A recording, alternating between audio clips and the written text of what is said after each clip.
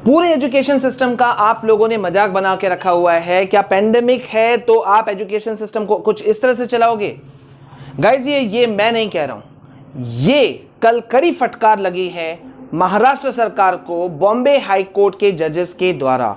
अब आप इमेजिन करो कितनी कड़ी फटकार लगी है, और लगना बहुत बहुत बहुत हद तक जायज भी था। क्यों नहीं पड़ेगा फटकार? एक महाराष्ट्र सरकार की गलती की वजह से, बेवकूफी की वजह से लाखों बच्चे अब मतलब एज पे खड़े हो गए। स्वागत है बच्चों आप सभी का आपके अपने चैनल पे। मैं हूं आपका विशाल सर, विशाल कुमार जायसवाल, और आज का ये वीडियो बहुत ज्यादा इंपॉर्टेंट होने वाला है। मुझे मालूम है आप लोगों की धड़कनें रुकी हुई हैं, क्योंकि बॉम्बे हाई कोर्ट ने कड़ी फटकार लगा दी है महाराष्ट्र सरकार को। और यहां याद रखना होगा कि सिर्फ महाराष्ट्र सरकार नहीं है, यहां पे इन्वॉल्व हैं अदर जो बोर्ड्स हैं वो भी, स्पेशली सीबीएसई और आईसीएसई बोर्ड। ये तीन बोर्ड एक साथ घेरे में हैं, और ये आप कह सकते हो कि पीक आवर है जहां पे अभी महाराष्ट्र सरकार को और सीबीएसई को और आईसीएसई बोर्ड को अपना पक्ष सही ढंग से रखना था। लेकिन सबसे बड़ी चूक हुई महाराष्ट्र सरकार से, और जो रिटायर्ड प्रोफेसर साहब हैं जिन्होंने ये सारा खेल रचा है, पीआईएल दाखिल किया है, उनके पक्ष को थोड़ी मजबूती मिल गई। सब कुछ बताऊंगा, पूरा वीडियो अंत तक देखना है। थोड़ा वीडियो लंबा हो सकता है, लेकिन आई नो कि आप लोगों को डिटेल्स चाहिए, और आज का ये वीडियो बहुत इंपॉर्टेंट है बिकॉज अब एक बड़ा सवाल हो गया है कि क्लास 12 के एग्जाम कैंसिल होंगे या नहीं होंगे, वो तो अब बात की बात हो जाएगी। इस वक्त एक बड़ा मैटर खड़ा हो जाएगा कि क्या क्लास 10th के एग्जाम जो कैंसिल हुए हैं उनके ऊपर भी एक तलवार लटक गई, क्योंकि जजेस के कमेंट्स तीर जैसे चुभने वाले जैसे हैं। गाइज मैं आपको बता दूं, कल सुनवाई हुई जस्टिस एसजे कथावाला और एसपी तावड़े के जजेस के कोर्ट में। पीआईएल चल रहा था कुलकर्णी साहब का, रिटायर्ड प्रोफेसर, और उन्होंने जो सारा कुछ किया, जो पीआईएल दाखिल किया है, उसका मैं आपको बता दूं। पहले मैं आपको एक लाइन पढ़ के सुनाता हूं। In the name of pandemic we can't spoil childrens future, Bombay high court slams decision to cancel Maharashtra SSC exams. Bombay high court ने कड़ा सवाल उठा दिया, बड़ा सवाल उठा दिया है कि आपने महाराष्ट्र सरकार ने एसएससी एग्जाम्स यानी कि क्लास 10th एग्जाम्स को कैंसिल कैसे किया, क्यों किया, और ऐसा क्यों हुआ पता है बच्चों? अभी आपके मन में हजारों सवाल उमड़ गए होंगे, क्यों ऐसा हुआ? जब सब कुछ ठीक चल रहा था, क्लास 10th वाले एग्जाम्स को स्टूडेंट्स को काफी मतलब जस्टिस मिल गया था, तो ये बड़ा सवाल कहां से उठ खड़ा हुआ? मैं आपको बताता हूं। एक्चुअली में दिक्कत यहां यह हुआ कि महाराष्ट्र सरकार अपना पक्ष सही ढंग से कोर्ट में नहीं रख पाई, और कोर्ट को क्या चाहिए? उनको चाहिए प्रूफ्स, उनको चाहिए जो पॉइंट्स मिलते हैं, उनको जो सबूत दिया जाता है वो उसको सुनेगी और उसके ऊपर में वो फैसले लेंगी। ये आप भी जानते हो।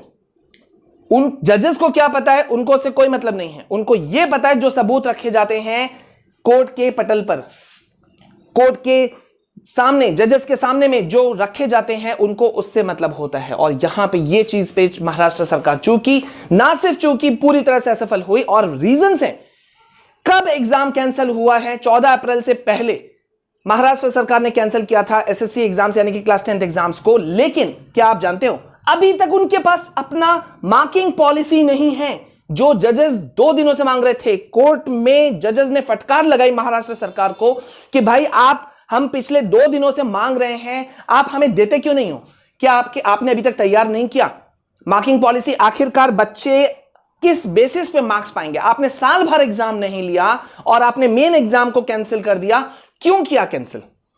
पैंडेमिक के नाम पर आप एजुकेशन सिस्टम का मजाक बना देंगे? गाइस ये मैं नहीं कह रहा हूं, ऐसा बिल्कुल मत सोचना कि ये लाइंस, ये वर्ड्स मेरे हैं। ये ट्रू अक्षर कॉपी लाइंस हैं बॉम्बे हाई कोर्ट के जजेस के, जिन्होंने धत्ता बना दिया, मजाक बना दिया कि भाई आप लोगों ने कैसे सिस्टम, किस ढंग से आपने फॉलो अप किया,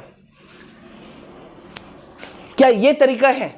और महाराष्ट्र सरकार की गलती देखो आप लोग कि भाई जब उनको पता है लाखों बच्चों का भविष्य दांव पे लगा हुआ है, तो वो क्यों करके ऐसा नहीं करेंगे कि भाई सही ढंग से डिसीजन लिया जाए?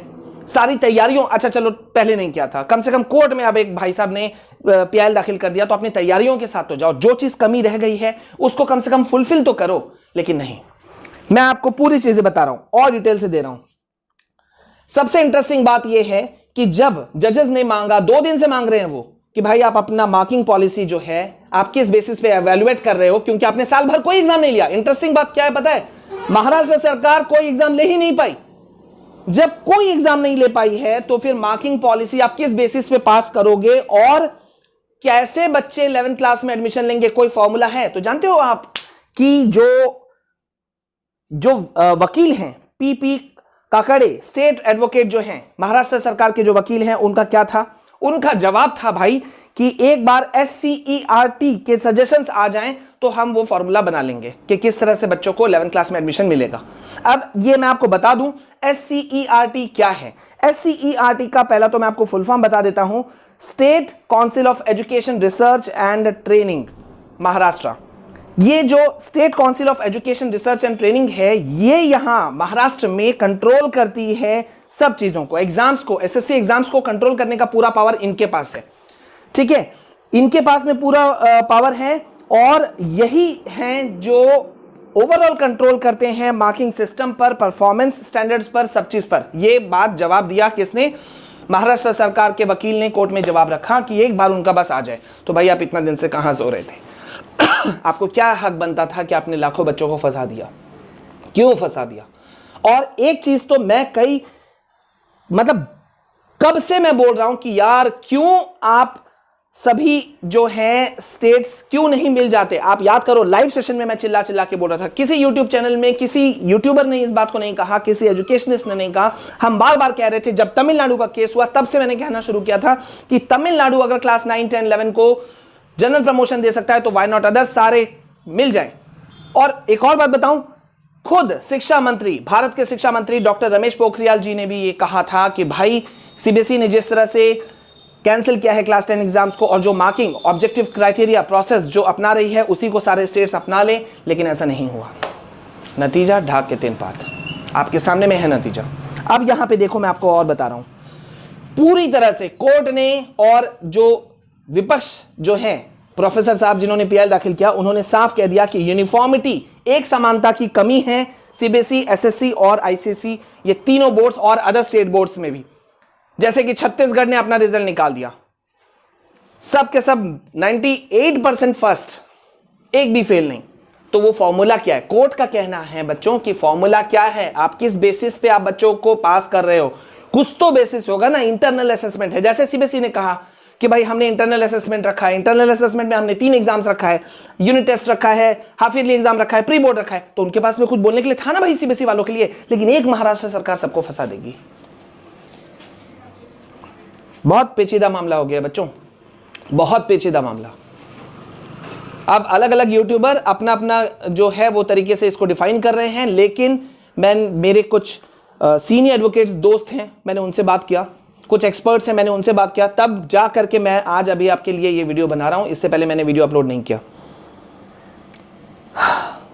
कोर्ट ने तो यहां तक सवाल पूछा महाराष्ट्र सरकार से कि भाई आखिरकार आपने जो पास किया वो कैसे पास किया? तो पता है महाराष्ट्र सरकार के वकील ने क्या कहा तमिलनाडु को देखते हुए? तो कोर्ट इतने गुस्से में थी कल कि कोर्ट ने सवाल पूछा कि महाराष्ट्र सरकार आपको फॉलो कर रही थी या आप महाराष्ट्र सरकार को फॉलो कर रहे थे? कौन किसको फॉलो कर रहा था?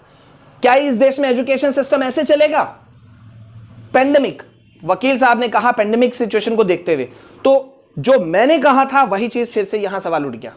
इसी को कहते हैं बच्चों लॉजिक। लॉजिकली जब आप चलते हो ना तो सही चीजें निकल करके आती हैं। मैं इसीलिए शुरू से कह रहा था यूनिफॉर्मिटी होना चाहिए और क्लास 12 वालों को जस्टिस मिलना चाहिए, लेकिन ऐसा नहीं किया। क्लास 12 वालों को नहीं जस्टिस मिला। अब देखो वहां क्या हो गया, कोर्ट बोलता है कि भाई 12th वाले जो बच्चे उन्होंने कोई गुनाह किया है क्या? हाँ, 14 लाख बच्चे हैं। अगर पैंडेमिक बोल करके आप क्लास 10th एग्जाम को कैंसिल करते हो तो ये डिस्क्रिमिनेशन क्यों, भेदभाव क्यों 12th वालों के साथ में? मजाक बना दिया आप लोगों ने एजुकेशन सिस्टम का। ये है गाइज अभी का सारा खेल, ये है अभी का सारा खेल। अब आप सोच लो कितना गंभीर मसला हो गया। अब एक बड़ा मामला खड़ा हो गया है कि क्या एग्जाम्स फिर से लेने का आदेश सरकार कोर्ट सरकार को दे सकती है, क्या अल्टरनेटिव पे कुछ चले उसको बोल सकती है, क्या? बड़ा सवाल है, बड़ा सवाल है, बहुत मुश्किल है गाइज। देखो यहां जजेस कह रहे हैं भगवान इस देश को बचाए। देखो ये मैं उनका सेंटेंस स्टेटमेंट पढ़ रहा हूं। Are you promoting students in class 11th class without exams? क्या आप क्लास 11 के मतलब क्लास 10 के बच्चों को 11th क्लास में भेज रहे हो बिना एग्जाम्स के?